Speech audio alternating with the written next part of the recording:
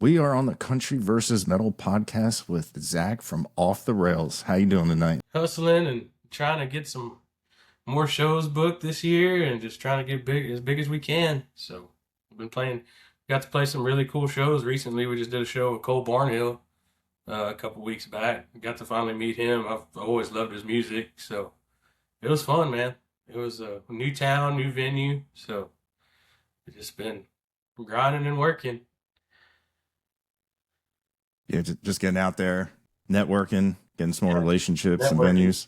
It's the biggest thing, man. Is I've learned that it's about meeting people and building a good relationship and trying to do just trying to get your name out there, being the new kid on the block. And some of the shows that we've been able to play with some of the people I grew up listening to, it's crazy. It's some of the dream venues that I've always dreamt about playing, and we've actually been able to play them a couple times now. It's pretty insane. So Yeah, that's awesome to see that materialize. Like, yeah, from being the guy in the crowd to being the guy on stage, it's definitely an eye opener for sure. yeah, it's like, and I'm on the opposite end of that, and it's terrible because I used to do the band thing, and now I'm just showing up to watch shows. I'm just like, it's, it's that itch, and it never goes away. Like once No, you experienced it. no, it doesn't. It doesn't go away.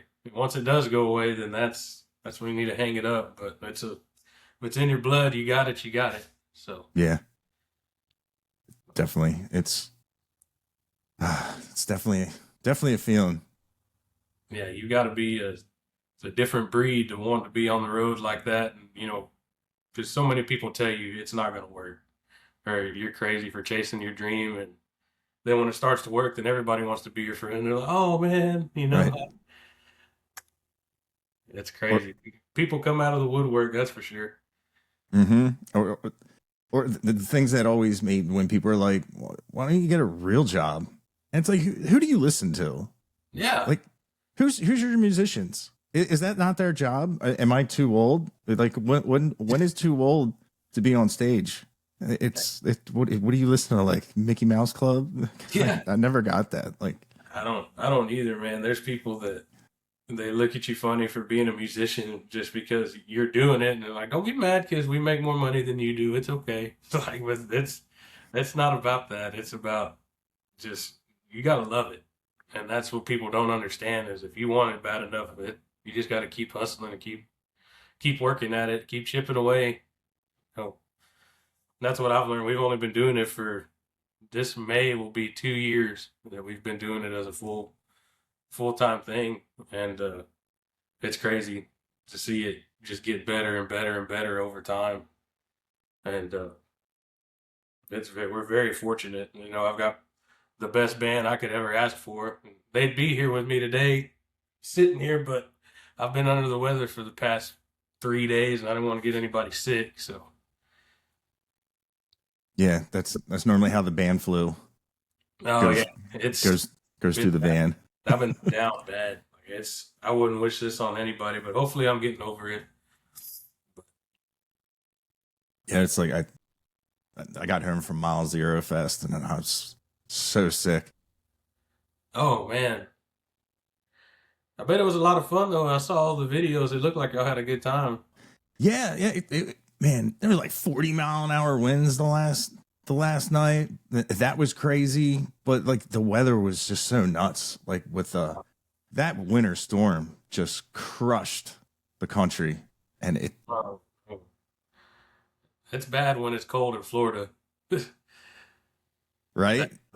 Yeah, people were freaking out around here. It was just like there's ice all over everything, and I see people that live up north and we got 3 feet of snow. We're fine. It's like it's a whole different world. Uh, It it's just how definitely people, is. and when the South gets hit like that, it's bad. Like people go crazy. There was even down here, there was shelves empty at the grocery stores and stuff. Like, dude, it's just gonna freeze for 2 days. Like, you're gonna be fine. I promise you. Yeah, So, that's always an experience when you, you go to the supermarket and there's nothing there, and they always take the like I never understood like the essentials that people get. It's all like like milk, it's perishable. Like once, Our biggest thing was toilet paper was gone. Like it was just vanished. Like, oh, that's like come on, man. I had people sending me pictures and stuff that they live in the city and I live out in the country. It's like we don't have any toilet paper, we don't have any water. We don't. Like, y'all are crazy. Y'all are going nuts over 2 days of freezing weather. I'm like you'll be fine. yeah. The whole toilet paper thing is like the alternatives were like like in COVID was like the coffee filters. Oh my god. It's terrible. That's nasty. You're in the bathroom anyway, jump in the shower. Yeah. Here. Full body bidet. Yeah. That's crazy. Anything you can't get through the drain, just what do you think your big toes for? That's pretty rough. Okay.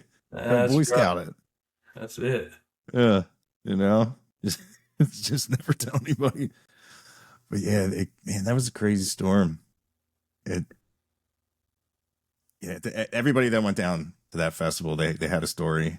It's just so many cancellations, and people were changing plans on the fly, and it really showed that like the spirit and the drive of music goes both ways. From the musicians, they want to get down to satisfy the people that want to be there for the musicians that are the listeners and the consumer. And that's like really cool to see that like as much as the bands want to get down and fulfill contracts and all like there's paperwork involved, and to be a concert goer where you can just be like, oh, I bought insurance, I just cancel it. And these people are like, nope, I'm going to find a way. And the people that were there, they found the way. It was really cool to see that.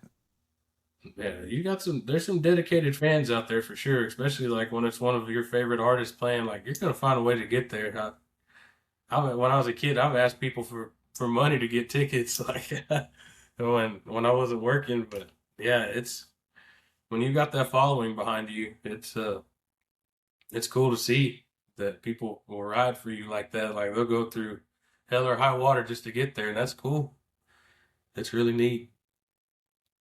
Yeah, and even in situations of when you can send out a Facebook or a post that says, "Hey, we're stuck on the side of the road. Can anybody, get us a trailer, a trailer tire, or something to help?" And that's really cool to see that, because a lot of people, they buy the merch, and like, man, there's nothing better than like when you like save the day of your like favorite band.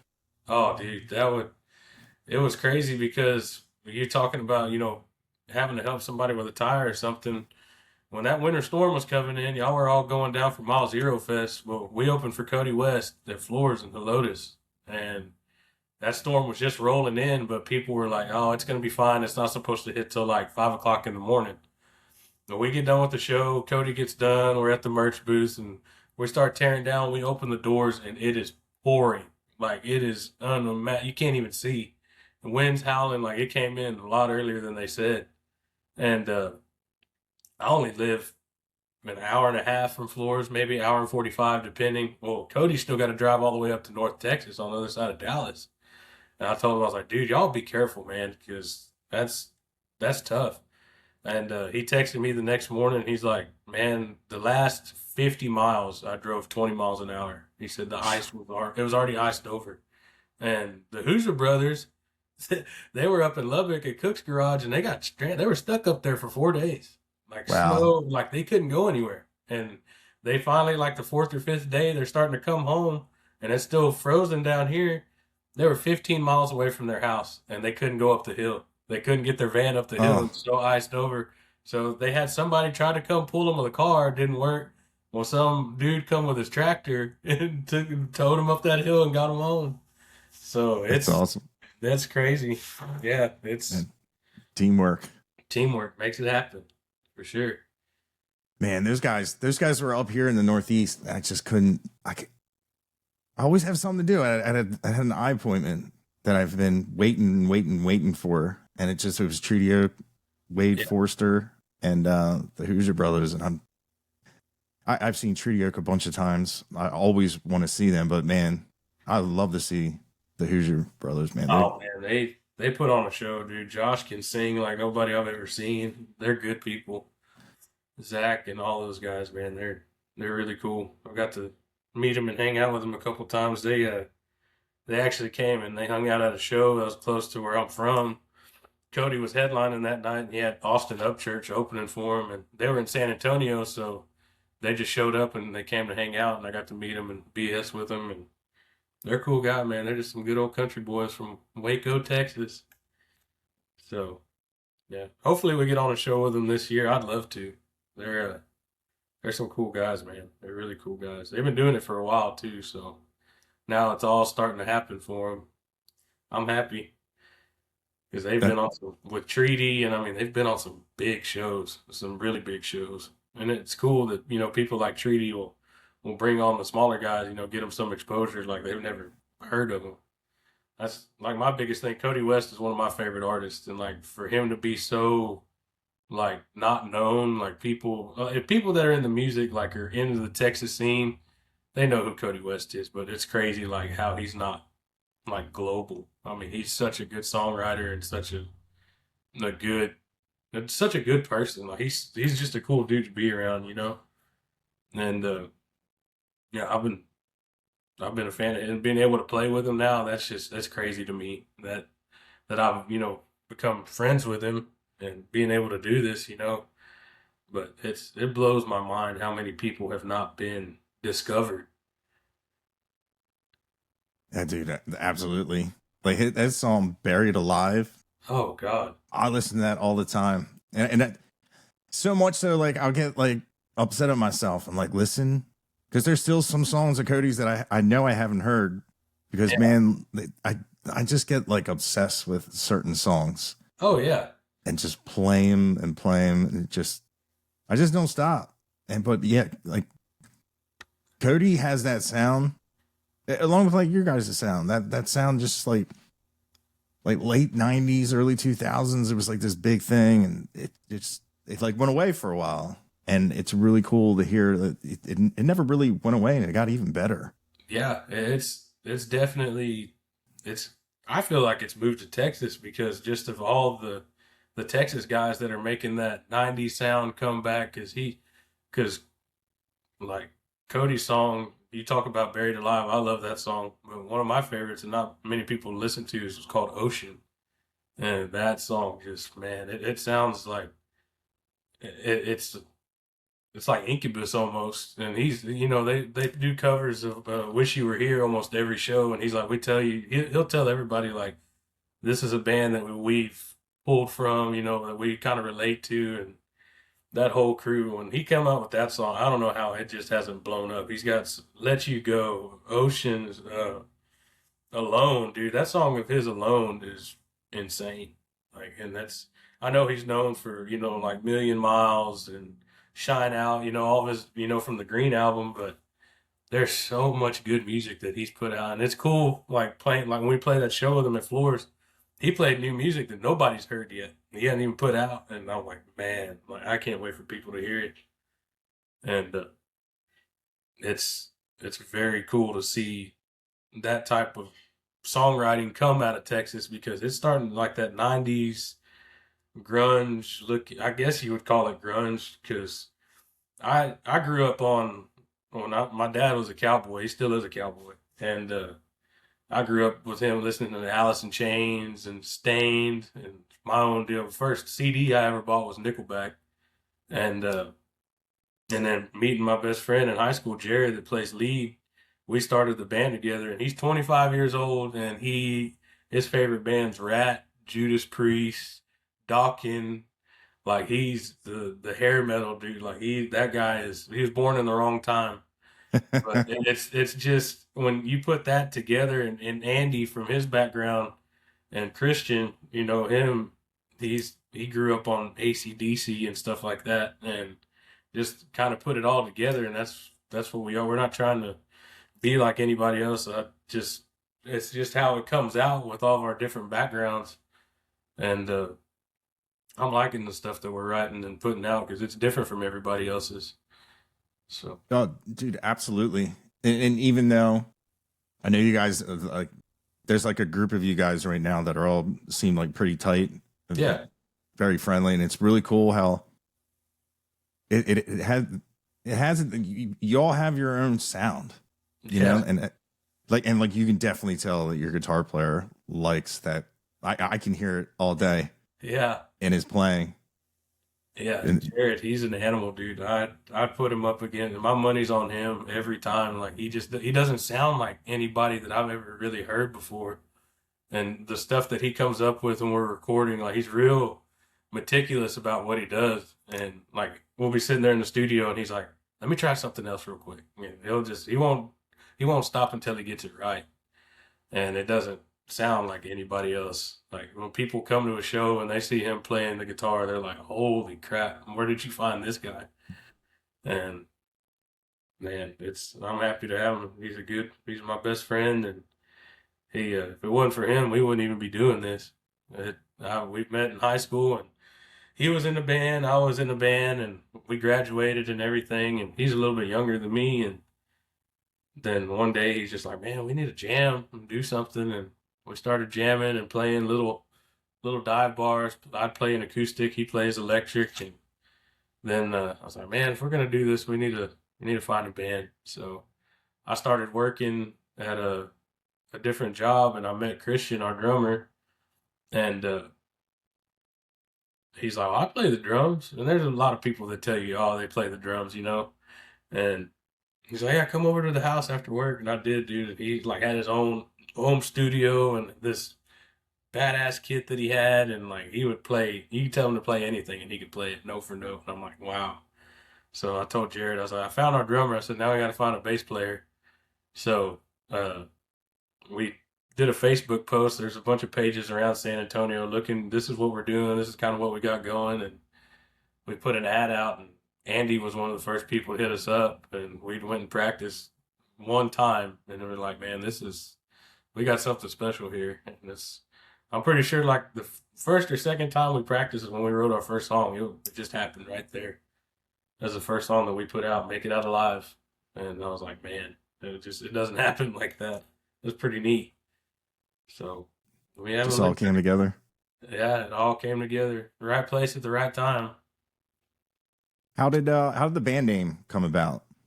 We actually went. There was this place that we played in Luling, Texas.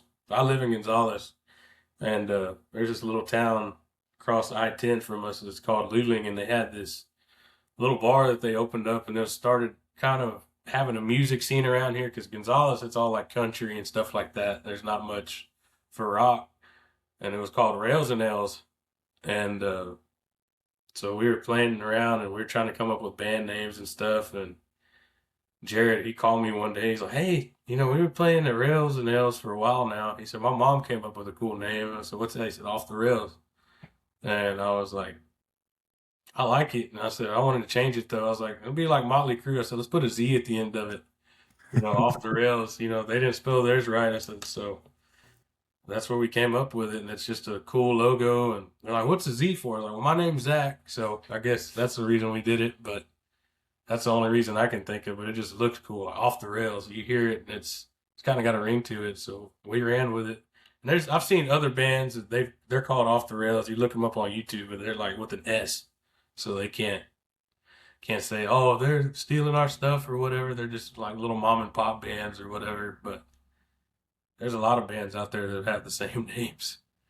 Yeah. You don't think about it until you start looking into it, and then the 3 or 4 of them pop up. You look them up on Facebook, and there's 5 or 6 different pages. So, but we haven't found one yet that I know of. But that's where it came from.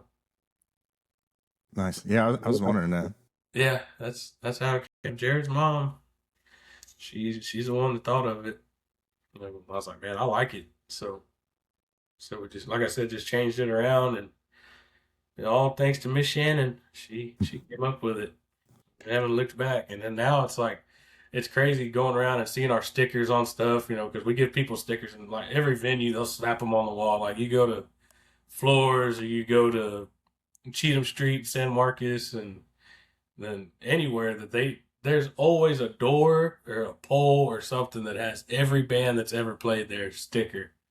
And like the floors inside the green room, there's one whole wall just covered in stickers from everybody that's been there and people wearing our merch and stuff. Because I try to come up with the coolest merch that I can think of. Because I've been to the shows and I've seen what people bring, and like I see the stuff that sells and the stuff that doesn't. So like, I always try to put myself in their shoes. Like, would I buy that hat? Would I buy that shirt? So it's cool, and to see like actual growing a fan base, like getting people that are like, man, this guy's been to 5 shows, or this guy's been to 6 or 7 shows, and you get to meet those people and get to know them, and it's cool when people start liking your music. So that's we write it for ourselves, but when people can relate to it and they come out and they've never heard of us, and then they leave and they'll follow us on Instagram or they'll follow us on TikTok or start listening to us on Spotify, and it helped. It's gone up a lot. And we hadn't even put out a song yet in a couple months, so and it's still growing. I think we're on Spotify, and it's probably not much to most people, but we've got our biggest songs over 21,000 streams, and we've got almost 6,000 monthly listeners. So making a little bit of headway. Yeah, absolutely. And have you found having like a band name helps in the market you're at? Because if I see Off the Rails or next or another marquee that just has like a name, I would go to your show because I feel like I'm gonna see like a rock band. You know what I mean? I would associate just like a first name or first last name as like a solo acoustic type deal. Yeah, it definitely. I think it helps a lot because like you said, you think you're gonna go see a rock opposed to seeing somebody's name. If you don't know those people, like if you saw a marquee that's got Dylan Wheeler and you don't know who Dylan is, like you're like, what are you gonna? You don't know what you're getting yourself into unless you go there. And I think having a cool name and like a catchphrase, I guess you could say, uh, it definitely helps because I've had people like they'll see me standing there talking to somebody and they're like, "What's your name?" And I'll tell them my name and they're like, "What band are you in?" And I say Off the Rails. They're like, "I've heard of y'all," and it's like it's crazy because they don't associate it with Jared or Zach or whatever. They just know Off the Rails. So I think that it definitely helps having a name. And some of the biggest bands out there, like Alice in Chains, Nickelback, Stained. You hear that name and hey, we're gonna go see a rock show. Mhm. And I feel like on the other side, I feel like the guys that do go by their name, like being the lead singer, I feel like it has to take off some pressure of where like if something happens at the show, not like negative or something, it's not like they're saying your name over and over again. You know what I Yeah. mean? It's like the collective of where I don't know. I just feel like it just takes some responsibility off of the front man Yeah, a little bit. it definitely helps. But it's not just me, man. That's the thing. That's what I love about having a name too. It's all of us put together. It's not just, Hmm. me up there because I couldn't do it without, the guys behind me. We've been very fortunate to find one another and make everything work the way that we've have and be able to do this thing. We're still independent, so we don't have booking, we don't have management, we do everything in house still. So, like I said, getting on some of the shows that we've gotten on, I don't know how we've done it. Like being able to open for like Gannon Freeman and Cody West and now Cole, Austin Meade, like some of the baddest to ever do it, man. It's crazy. And I still can't put it into words. It's like I said, it's super. I love it. I love every minute of it. It's just so weird going from that guy in the crowd. Like I want to be up there one day to like, oh, we're here. Like it's pretty cool. It's a cool experience. That definitely is awesome. Yeah. And all those names you said, I'm a huge fan of their music as well. I haven't seen Gannon yet. I would love to see him live, but dude, I saw Austin Meade live, Oh, and dude. man, my buddy's girlfriend at the time, she was from I went to Lithuania or somewhere, and she was just like, I don't like country. I was like, I shouldn't have called it country. I said, yeah, just it's going to be something you've never heard before. And before you know it, she walks away from us to go up closer. And I was like, there it is. I Yeah. said, got another fan. And she was like so excited to tell everybody. She was like, he's going to have new fans in Lithuania. And it was funny because she wanted to like replicate his sound, and she put on Metallica. And I thought for sure she would love Metallica. And she's like, I liked Austin better. I was like, wow. I was like, that's it. Austin's a beast, man.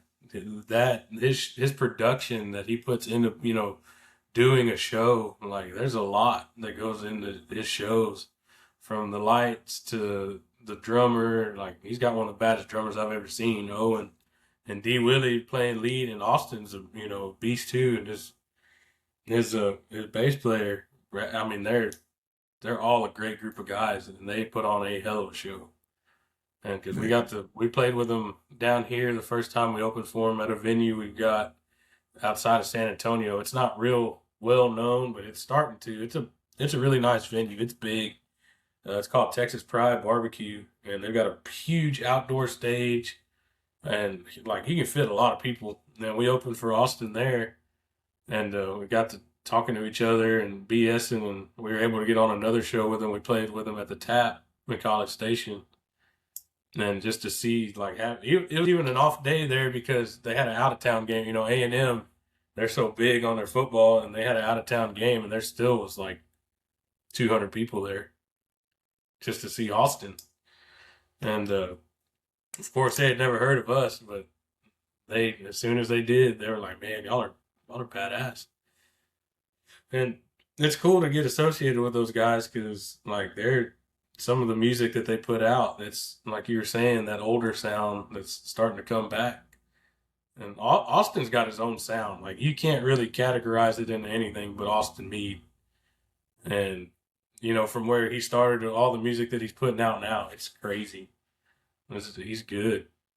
And Gannon and those guys, if you get a chance to go see Gannon and them, like those guys put on a show.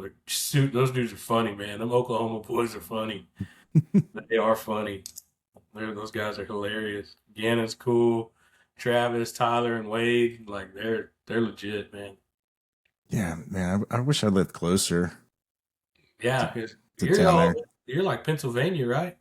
Yeah, Delaware. Delaware. Yeah, I can be in 15 minutes. I can drive through. I can be Maryland, Jersey, Pennsylvania. I'm like really close to there, but. Yeah, my uncle, he was originally from Maryland.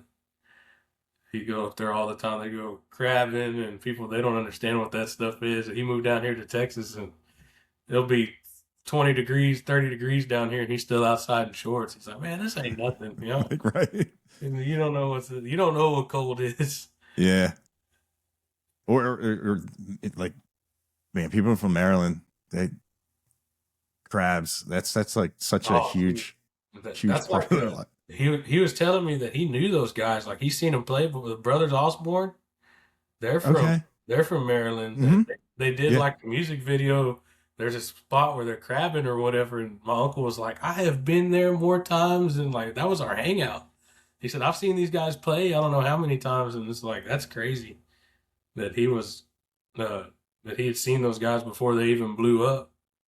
I mean, nobody knows they're from that area, so it's cool. Yeah, that crabbing. I didn't know what he was talking about because Texas, they have shrimp boats and stuff, but people have their crab traps and stuff like that. But he was talking about like actually crabbing, and man, he's a hell of a chef too. He made crab dip one time I had for the first time, and man, it was good. Yeah, that's the one thing the Northeast does well is seafood. Oh yeah. Like food wise, like when I was down in Florida, people were like, "Oh, you got to have the lobster." I'm like, yeah. I used to go to Boston all the time. I set up in New England. It's unbeatable. But wow. That's yeah. I kind of did forget Brothers Osmonds from there. I know Jackson Dean's from around there because Yeah. we were supposed to do a show. I didn't go because I wasn't getting paid. I was like, yeah. I was I'm like, not you want getting me? paid. I'm not going. Yeah. And Yeah. then come to find out, I see him on that every award show and everything. I'm just like, It happens. yeah. It's all right. But So for 2026, is there like I don't know if you guys like get together around like the New Year's and set goals. Do you have like any goals yeah, that we you get really want to hit? this year we're gonna get our debut album. We're gonna get it put out. We're gonna drop a couple more singles, and then we'll have our album. But I've been telling the guys, man, this year I want to play Green Hall. Like that's one of our biggest things, and try to play with as many bigger artists to get our name out there.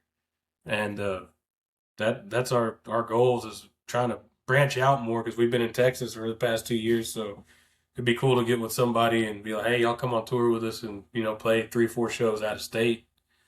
And that would definitely be cool. That's my biggest goal for this year is putting the album out and us playing Green Hall. I mean, if we're opening for somebody, or that's what I would rather do is open for a bigger name.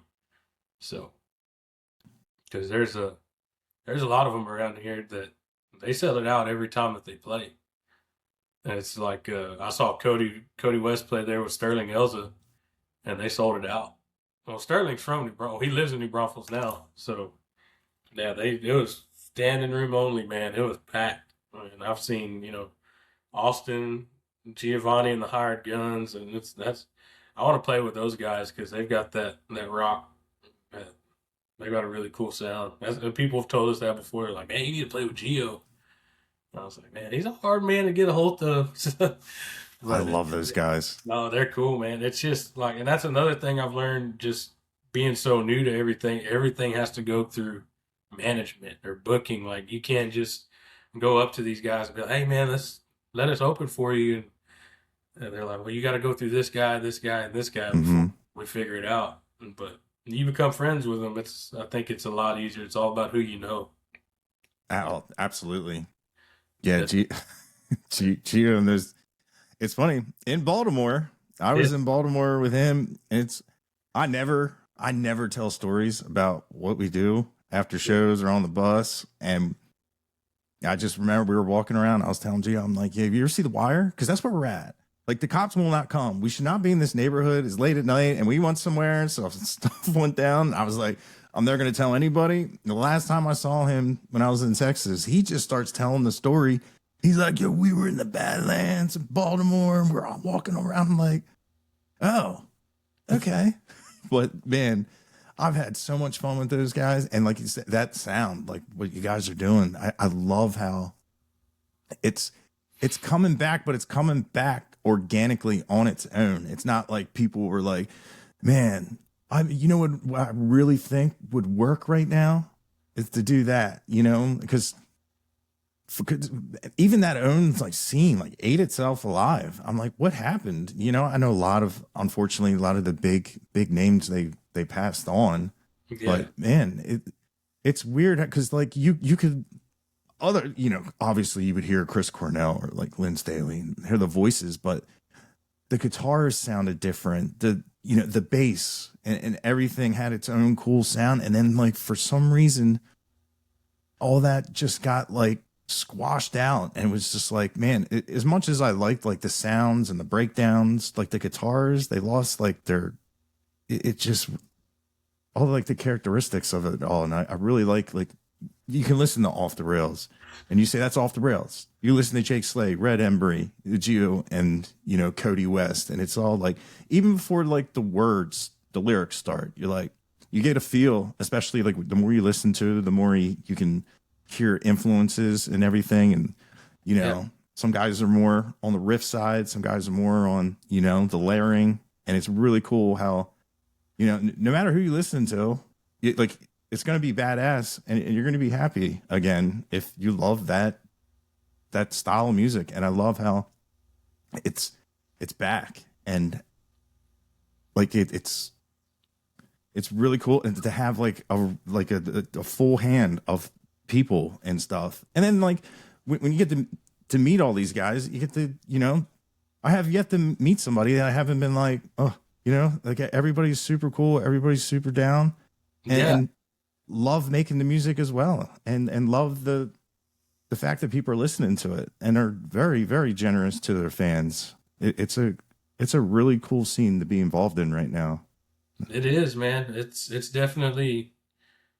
I'm very proud to be a part of the scene because it's real genuine. You know, I've heard people say like, "Oh, that guy's you know, he's mean or whatever. Like he doesn't want to talk to people." And then I've met him, and it's like, I don't know what you're talking about, dude, because these people are as nice as can be, and they've done nothing but, you know, like when we open for Gannon and them, we we throw a couple covers in our set, you know, to get the crowd going, and me and Jared especially, were really big fans of Leonard Skinner. You know, who isn't? But everybody plays Free Bird, everybody plays Simple Man, so we cover Needle in the Spoon. And dude, them boys from Oklahoma were standing side stage, you know, right next to us, and we started playing Needle in the Spoon, and they went stupid. Like they didn't even know what to think. They're like, after we got done, they were like hugging us and stuff. Like we have never heard anybody covered Skinner like that song. Like that's one of our favorites, and they were just this community that we're in of musicians is top notch. Like it's not, you know, Texas has got its own genre. I mean, you got everything from rock to rap to country. I mean, everything. There's amazing artists that come out of Texas, you know, that we don't have to go to Nashville. And there's a lot of guys that go to Nashville now. I'd love to go, but there's you know, not many people know Jake's from Nashville, Jake Slay, and they all think he's from Texas. And he's like, no, man. I wish I was, but Jake's good people, man. Jake is a good dude. Love that guy. Yeah, it is funny. Like how you say, like people think he's from Texas, but he's actually from Nashville. And it's crazy how like when people say, "Oh, how long you been doing this for?" He's like, "Don't get mad." He's like, "Not that long." Yeah. But yeah, man, he's got a great sound, and He's it's like, yeah, and and with also with like the personalities of the guys, like when at Stocktober, I got to meet Rhett Embry, and I was like, man, you're like one of the few artists like I feel like I can be myself. And he's like, what do you mean? I'm like, dude, like I cuss a lot. I cuss like a sailor. Like you don't ever really hear me cuss like on any of the channels, on any of the podcasts, but like with something like I had talked to him before. And I was like, man, I probably get really get along with this guy. And I was like, yep. As soon as I met him, I was like, hell yeah, man. And then meeting you, you know, I was like, hell yeah, these are my people. I was like, you know, then I can walk over to somebody else and be like, oh, hello. Yeah, that was So like, that was our first. That was our first time meeting Rhett too. I had talked to him before, you know, through social media, but he was kind of slept on there for a while now. He's starting to make, you know, once he got his album out, he's doing a lot. And Rhett's a good dude, man. We played a show together at Cheatham Street. He came and opened for us, and man, those guys have got it going on. They've got that sound. He's got some music that's coming out that I can't wait for people to hear, and we were able to hear it. And there's like, it's those riffs that grab you. And like, I'm more of like a riff guy because I grew one of my favorite bands of all time, and people can talk crap about me all they want to, but 3 Days Grace. Like, I love 3 Days Grace and Stained and Nickelback and Seether. That was the first big concert I ever went to, was Seether, and I just love that music. I love the sound. And I remember Barry Stock said, the lead guitar player for 3 Days Grace, he said, I wasn't trying to be the best guitar player, you know, running scales or whatever. He said, I just wanted to write hooky riffs that people are going to remember forever, you know, and I understand because you listen to some of the baddest of the bad, you know, Ozzy stuff. Like you hear Shot in the Dark, you hear Crazy Train, you know it's Ozzy. And it's, you know, AC/DC, you hear there, as soon as they start playing, you know it's AC/DC. And, you know, once you get that side of it for me, and then Jared being so technical with his guitar, like, there's a lot of songs I hear nowadays, people put music out, you don't even hear a guitar solo. And I think that's crazy. If you're gonna be a rock Mm. band, like if you don't have a breakdown or guitar solo, like what are you even doing? Like it's that maybe that's just me, but like you hear that stuff, man. You know, you hear when I heard the Crazy Train solo for the first time as a kid, like that's cool. I like that. I want to be able to do that one day. I still hadn't got there because I tell Jared all the time, like you make me look like a Make a Wish kid standing next to you. Like I don't even know what I'm doing, but because he's just so humble. He's like, oh no, man. He said I appreciate. He's so humble. Jared is the most humble person you'll ever meet, but he's a beast, dude. I can't say enough about him. But these guys, like Rhett's guys, Jake's got a great band, and you know, I can't wait till Dylan comes back on the scene. That's my biggest goal. Is I'd love to open for Dylan. Dylan is by far one of my favorite artists there ever is, ever will be. And he's just his voice, dude. He's got one of the best voices you've ever heard, Absolutely. and his music. I've been like every show that was around here, I was there, like because. And then when he said that he was stepping back from music and stuff, like it killed me. But I know he'll be back. He's too good not to. He's just a great song, and he's such a good dude, man. He's a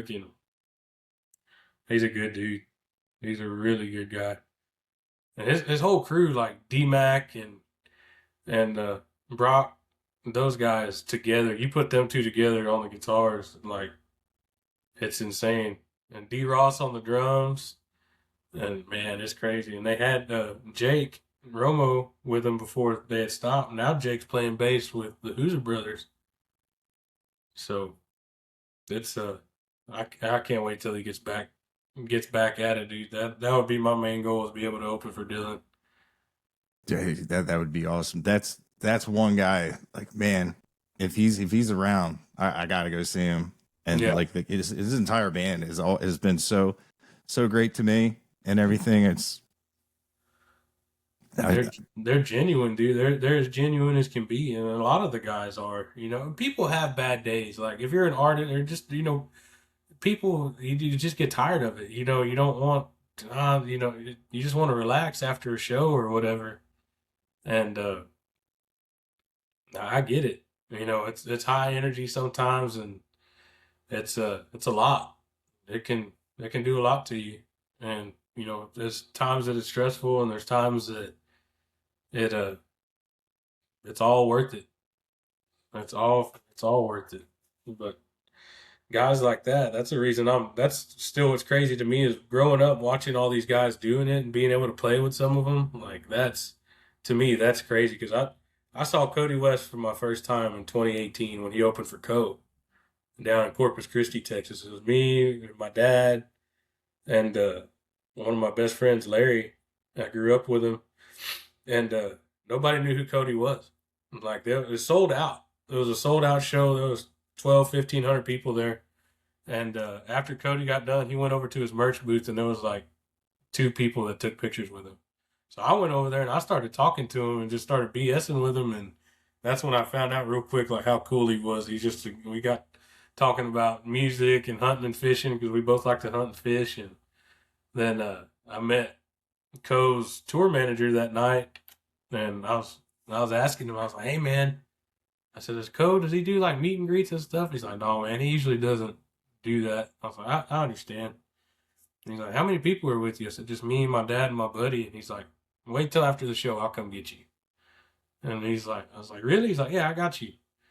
And my dad, he was all drunk by that time. And he said, he ain't going to come get us, dude. Whatever. He's lying. Like, my dad just being all negative. And sure enough, after the show, he's like, y'all ready? And I just looked at my dad and I started laughing. And we went back there and met Co. And I was just starting to get into music with the other band that I had. And I went and I cut a cover of February 28th in the studio. And I showed it to Co. And he was listening to it. And he's like, yeah, that's me. I was like, no, look at my phone. And he's like, oh, that's you. Yeah. And he's like, damn, dude. He's like, don't stop. And ever since then, it lit a fire under my ass. And I just went with it. And I never thought that I would even write that's the hardest thing for me is is writing a song and making it sound the way that I want it to. And that's been I'm my own worst enemy trying to write a song lyrically because I want it to sound right and, everybody to relate to it. Because that's what I've noticed. People, if they can get their heads banging, then that's what I want. That's what you want to see when you Yeah. look out in the crowds. I've seen it, and like when they're up, and you notice pretty quick when people are there for the music or they're just there to be there. Like the people that are there for the music, they rush to the front and they're banging their head. They may not even know the song that you're playing, but if it's a good song, like they're banging their heads and they're having a good time. And they're hooping and hollering, and it's cool. It's no better feeling in the world is having people. And now, like having a couple people that when Jake came down here and he played with us in Texas, I told him, dude, I was like, you don't realize how lucky you are. I was like, what do you mean? I said, you drove all the way down here in a place you don't ever play, and you've got people singing your songs back to you. And like they know your songs word for word in their front row, like just getting it. And he was like, man, you're right. And I said, dude, it's gonna happen, bro. I said, you're gonna blow up. I said, you're already blowing up. I said, you've got that sound, dude. Jake's funny, man. Jake's a good dude. So hopefully we all make it pretty soon. I mean, we're doing it. We still have our full-time jobs, but we try to put music first until it's like, hey, we can't. We got to go on the road. So, but Yeah, that would be a good day. Soon it'll get there. Yeah, it's funny. Like that's when he said, "I would love to be up on the rail. I just can't. I can't."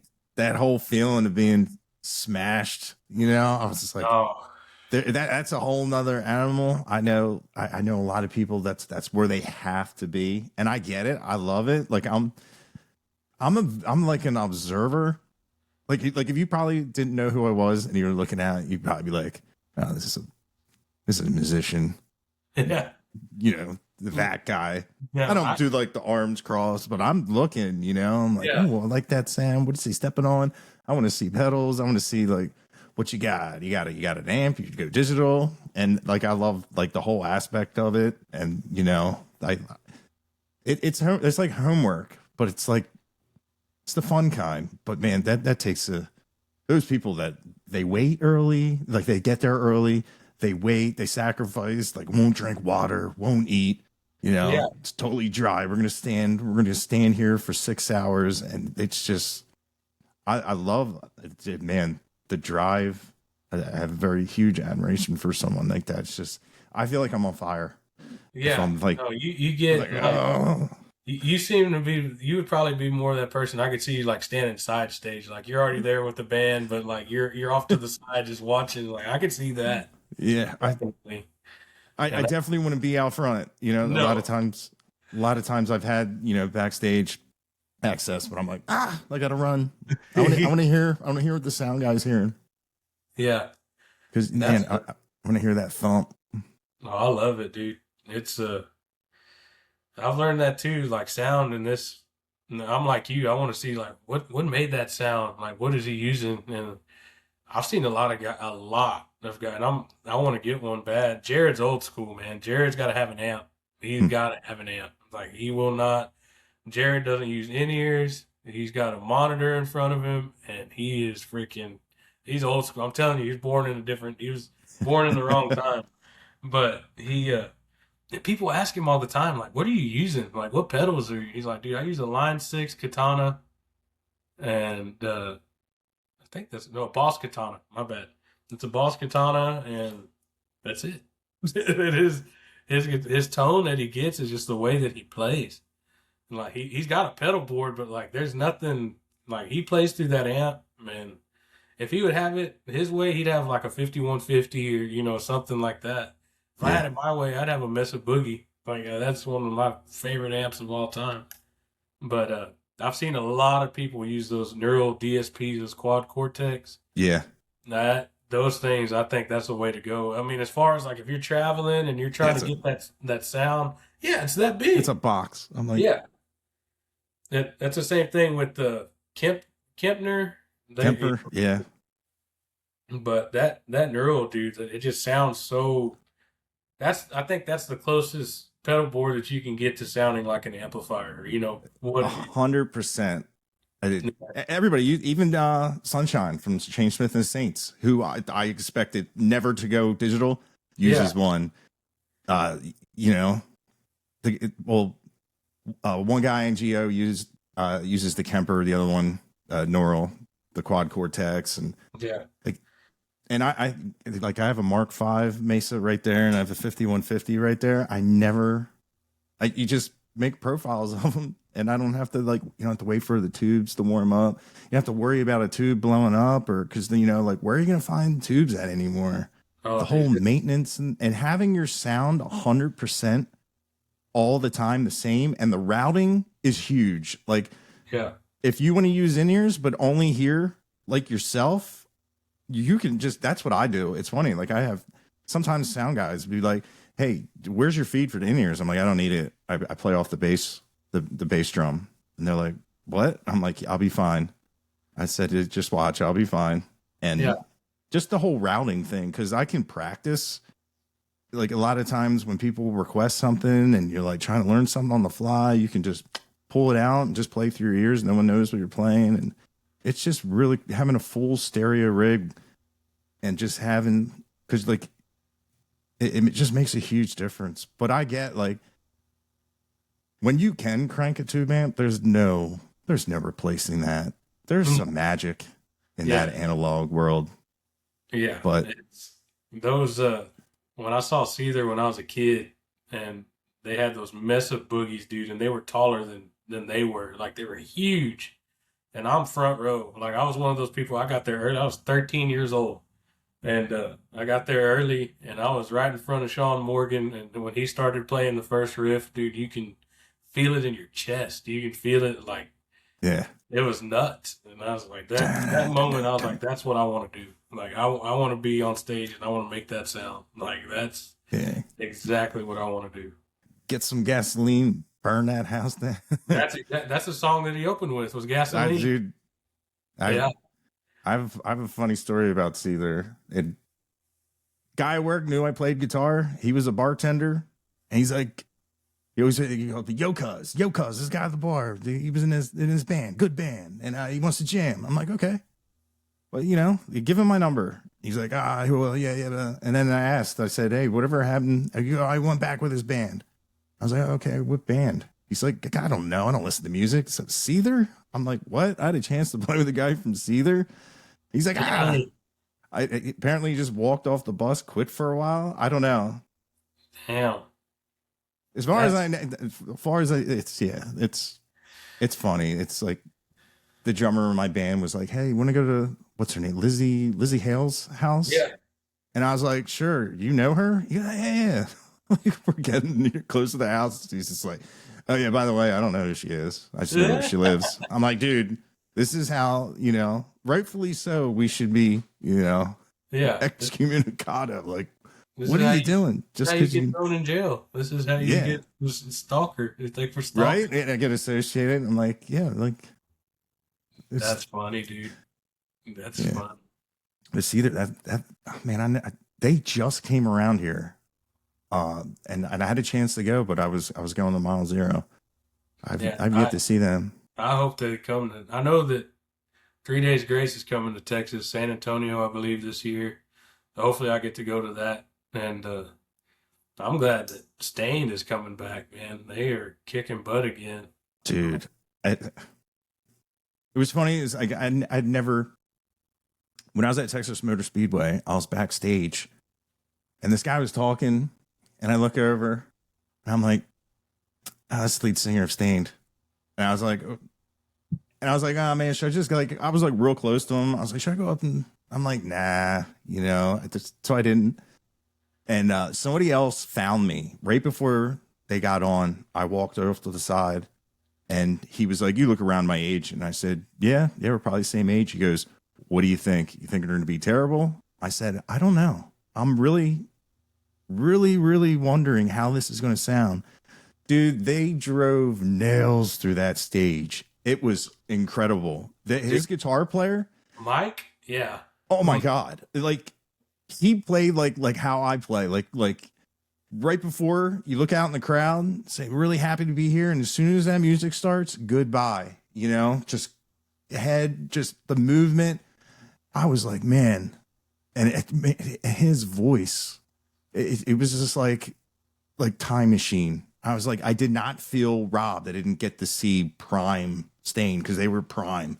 It was incredible because, man, we used to cover a bunch. We still do cover a bunch of Stain songs, and the only recent stuff I'd seen with him was his like acoustic stuff, and I'm not really like an acoustic guy. Like it's very particular because I don't know. I like heavy stuff, but man, it was awesome. I was so happy that it did not disappoint. I just was like, well, I haven't been able to see Stained yet as the band, but I've seen Aaron Lewis when it was just him and his steel guitar player, and Dylan Wheeler opened for him.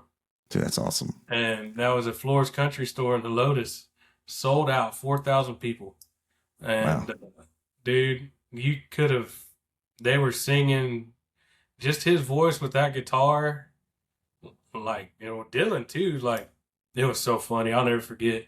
So, like, Dylan played, and it was both of them played acoustic, but it was outside so they could fit all the people.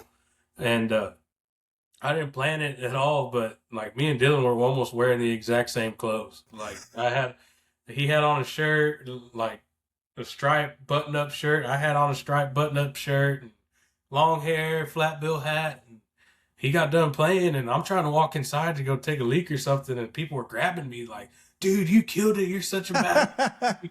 you killed it, dude. And I was like, man, that ain't... Let me buy you a drink. And I was like, oh, man, you can buy me a drink, but that wasn't me. Like, that's Dylan. And I told Dylan I got to hang out and meet him that night. He was at his merch booth. I was like, hey, man, I said, there was about 10 people tonight thought that I was you when they were stopping me trying to go inside. But, like, being able to open for somebody like that. Like, and that was probably 4 years ago, 5 years ago. And, dude, just hearing Aaron Lewis's voice and, have somebody like Dylan opening for him, those two together, it was just insane. Like, Aaron Lewis he's a beast, man. Like you said, we usually play outside when we do a cover. And people, they always go crazy when we play that song. Always go crazy. Yeah. It's like when I'm Suffocate. Yeah. That was... Dude, they have so many songs that are like slept on that aren't like their hits. Yeah, a lot of deep cuts. Oh, dude. There's Take a Breath. There's one of their songs. It's heavy, dude. And like, Mike, I don't know how that dude, I don't know what he's smoking, what he's on, but that guy is like insane the way he moves and like throws his body and like it's crazy how he does that. I've seen videos, them playing in front of thousands upon thousands of people and he's just banging his head and he got that guitar almost touching the ground. Like, I'd be afraid to fall down. Like, right? Yeah. Trip over my own guitar, but I don't know how they do it, but I'd love to see them in concert. Dude, it's an experience, especially if you grew up listening to it. And then, oh, dude, I grew up, and it makes me so mad. Last year, we played at Poteet, Texas at the Strawberry Festival. And it was the same weekend as Cattle Country Fest here in my hometown, and Nickelback was playing literally right across the street from my house. Where Cattle Country Fest is to my house is a mile, not even like. Yeah, it's like I went there the first year, it was Co and Whiskey Myers, and like this year is gonna be Treaty Oak and Co, and it's gonna be huge this year, and it's cool because like Austin's gonna be there, Gannon and them. And it's like, we're trying to, that's another big goal for us is I don't know who we've got to get in touch with, but we get on Cattle Country Fest. I mean, it's huge. It's insane. It's one of the craziest music festivals that I've seen that, it's in the middle of nowhere. It's on a cattle ranch. It's 400 acres of riverfront. It's like, whatever you want to do. That it's a big field party. That's exactly what it is. But it's got big stages and some of the greatest music you've ever heard. Like, that first year they had it, Gonzales, Texas did not know what the hell hit them. Like nobody had service. Nobody could like that. We went there the first day. All their Wi-Fi was down. Like you couldn't pay with card. You had to have cash. Like, and people were livid because everybody's got tap and they've got their credit cards and they couldn't even use it. And I imagine they've got their stuff figured out now. This is their third year, I think. And yeah, that was last year with Parker McCullum and Nickelback. And that first year they had Sublime. Dude, I was like, man, it's right across the street from my house. Like, it's crazy. And this year's gonna be big. If we're not playing somewhere, then I'll try to be there. Dude, So I at least try to get back there with my buddies. Be like, hey man, I've played with those guys. Let me back there. yeah. So Yeah, you should have enough pull for that. I would hope so. But Yeah. like it was that, and I've made some cool connections too with, not just in like the rock side of it, but I've got to meet that Mexican OT. I don't know if you ever heard of him. I just saw him on Road Dog, Texas. Yeah. I don't So know who he is. I was just like, he's normally the I know. yeah, he's the biggest rapper in Texas right now, probably. Huh. And that dude, but he's a country boy at heart. Like he really is. And where Road Dog TX did that interview, we were there. Like Okay. that was in Rosenberg, Texas. They had a big bull riding that they put on, and it was like all these rappers. Braxton Keith was there. He's like best friends with Braxton Keith, and that's crazy because he got rap and country. But we got to hang out with all of them, and with OT and with Braxton, and I didn't get to meet him. I wanted to, but Paul Wall. I saw Paul Wall walked right by me, dude. Like I've been listening to his music since I was a kid, and there was I don't know, there's probably 7,000 people, I'd imagine. But yeah, I've got to hang out with those guys, and he's big, man. Like he's like you said, I've never heard of him, and then one day you just see him, like, and that night he got hurt. Like he could have got hurt bad. He went in there and fought a bull, and it flipped him upside down. Like it was crazy. That That's dude's something nuts. I have no desire to do. Yeah. Well, my dad was a cowboy, so I've seen that side of it. And, he's still cowboying and stuff like that. When I was a teenager, I'm like, I'm gonna ride bulls, and I got on 3 of them, and I was like, nah, me and Gravity don't get along. I said, I'll be all right. It was like Dylan Wheeler. He said, I don't know if you noticed that this body is built for the ground. Yeah, I love that video when he was in Atlantic City yeah, of dude. Yep. about the Ferris wheel, and then he's seeing the next scene, he's on it like he's just screaming. I thought that was so funny. Yeah, and my dad, he roped a lot, and I wanted to rope, and I was good at it on the ground, but he told me, he's like, nope. I was like, why? And he's like, if you catch your hand in that rope one time, he said, there goes your guitar career. He said, there goes your music and everything. I was like, yeah, you're right. I said, I don't know what I do. I'd have to teach myself to play with my feet, I guess. But I stuff like that. That's like nightmares. yeah, I'd be at like work where I'm supposed to doing something, but why I like the winter is I'd had my hands like this and the fingers empty, like yeah, and then like it's like so obvious, like the thing. But I'm yeah, like, dude, I'm a guitar player because prior to like I work in an office now, but the last gang I was in, 2 people lost fingers, so I was like, nope, ain't doing it. no, I was like, yeah. that's not good, man. I don't.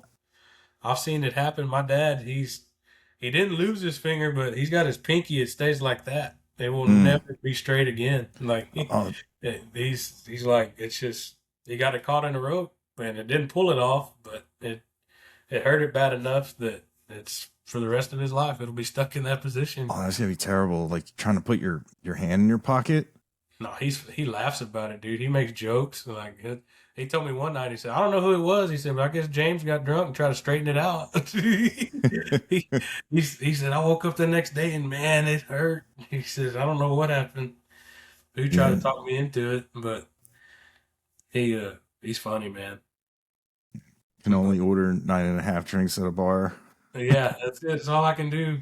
it's We had a guy at work, and for years his name was Bobby Nine, and I said, hey Bobby, why do they call you Bobby Nine?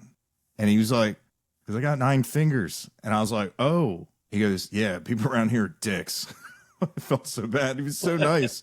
I was like, I had no idea. Just thought it was a nickname. Like, my bad. He's like, whatever. Poor Bobby. That happens, though.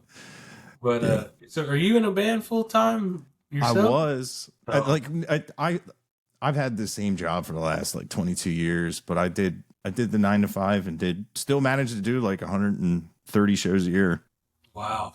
We used to do just the Northeast. I went to Nashville to record and to play a couple of times, and the band did good. We had a song that I didn't have anything to do with writing it, but like playing it, like every contest we've ever put it in and won, and it did good. But now I just do, like, somebody calls up and says, hey, can you play here? If I can play, hell yeah. Or if somebody needs me to like play on like a track, I'm definitely down. But other than that, I don't have any regular gigs, because like just today, one of the bands I was playing with just announced a new song. I was like, oh, okay. I guess I was busy. My bad. Appreciate you. Yeah, thanks for coming on. Sorry this like melted down or whatever it did. But you're good. All right, man. Well, you enjoy the rest of your night, Zach. I appreciate you. Hope your health was better.